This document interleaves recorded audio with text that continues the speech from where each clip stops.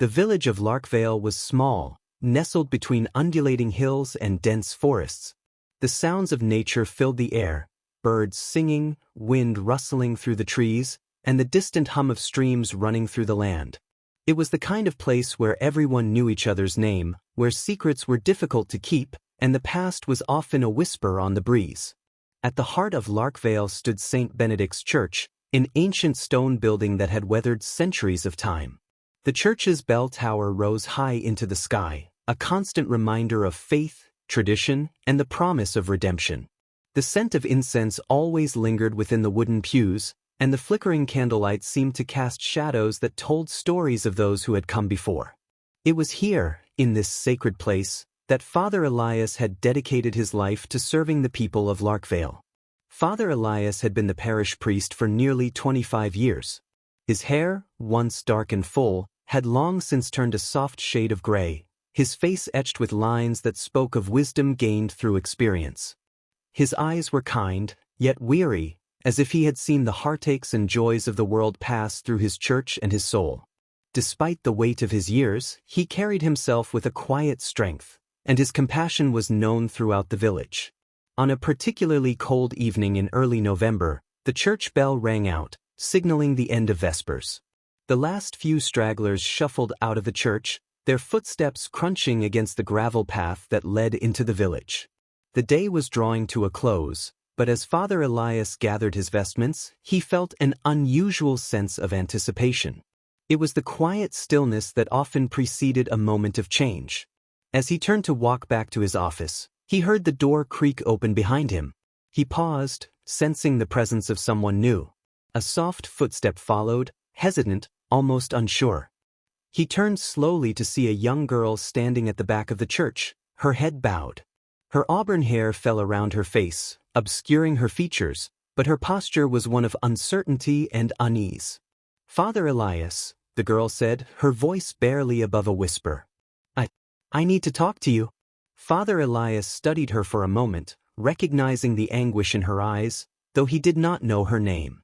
There were so many faces that passed through his doors each day, but there was something about her, something raw and vulnerable, that caught his attention. She was young, no more than 17, and though she had a beauty that could have been admired, there was a sadness in her expression that made her seem older than her years. He gave her a soft nod, his voice warm and gentle. "Come, child. You need not be afraid here." The girl hesitated for a moment before stepping forward. She walked slowly, her footsteps echoing softly on the stone floor. As she approached the altar, Father Elias gestured toward the nearby confessional booth. It was a place where many had come before her to seek absolution, to confess their sins, and to find peace. She began, her voice faltering. She stopped, swallowing hard as if trying to gather her thoughts.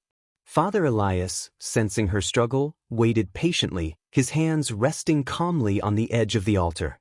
"Sit with me, if it helps," he offered, motioning to the bench next to him. The girl nodded and lowered herself onto the bench, folding her hands tightly in her lap. There was a long silence between them, the only sound the soft flicker of the candles and the faint hum of the wind outside. Father Elias waited, allowing her to speak when she was ready. He knew that many who came to him were not just seeking forgiveness, but understanding, someone to listen, to hear their burdens, to help them find a way through the darkness. Finally, after what seemed like an eternity, the girl spoke again, her voice breaking with emotion. "I don't know where to start," she whispered. "I've done things. Terrible things. And I don't know how to fix them." Father Elias did not interrupt. He simply nodded, his eyes filled with empathy. "Tell me, child. Whatever it is, speak of it. The road to healing begins with honesty." The girl took a deep breath, her shoulders shaking slightly. "I've been with men. Different men. I thought it would fill the emptiness inside me, but it only made things worse. I feel dirty. Like I've lost myself." Her confession was quiet, but the weight of her words hung heavily in the air. Father Elias could sense the depth of her shame, the way her guilt consumed her. He had seen it before, people who, in their loneliness or desperation, made choices that only brought more pain. But there was something different about this girl. Her sorrow was palpable, as if it had taken root deep within her heart. "Celine," Father Elias said softly, though he didn't know her name yet. "You have come to the right place. But know this, the road to healing is not simple. It requires courage to face the truth of what you've done. And it requires kindness toward yourself. You are not beyond redemption." The girl's head jerked up, surprise flashing across her face. "Redemption?" she whispered. "But I've done too much. How can I be redeemed?" Father Elias smiled gently, his eyes softening. "Redemption is not something given by others, child. It is something that you must seek within yourself. You must forgive yourself first, and then seek the forgiveness you need. Remember, forgiveness is a gift, one that you must first offer to yourself before you can ask for it from anyone else." Celine stared at him, her eyes wide with disbelief. The words he spoke seemed foreign to her, like a language she had never understood. But something about his presence, his calm assurance, made her want to believe him. She had felt lost for so long, drifting from one mistake to another, never quite finding the peace she longed for. Could it be possible? Could she really be forgiven? "You must trust in the process," Father Elias continued. "God's grace is endless, and so is His love.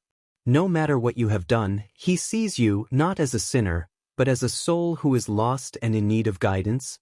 Celine nodded slowly, her heart heavy but with a faint glimmer of hope. She didn't know how to begin the journey of healing, but at that moment, she knew she had taken the first step. She had come to the church, to the place where many before her had found peace. Father Elias rose from the bench and placed a hand on her shoulder. "Come back, child. You need not walk this road alone. I will help you, but it must come from within. You must find the strength to forgive yourself." With those words, Celine felt a warmth spread through her, a feeling of comfort and relief that she hadn't known in months. It was as if a weight had been lifted, and for the first time in a long while, she felt seen, understood. The path ahead would not be easy, but for the first time, she believed it was worth walking. As she left the church that evening, the moonlight cast a silver glow on the village, illuminating the path ahead.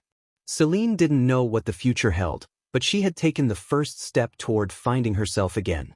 And perhaps, in time, she would find redemption. The days following Celine's confession in the church were not easy ones.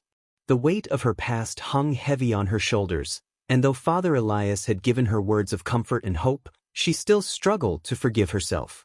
Each day, she woke with a sense of dread, the memories of her past choices crowding her thoughts.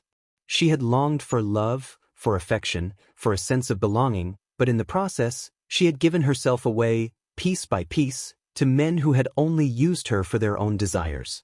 Each encounter had left her feeling emptier, each moment of intimacy with someone new had only magnified the emptiness she already felt. And now, after her conversation with Father Elias, she felt like she was standing at the edge of a vast and unfamiliar abyss.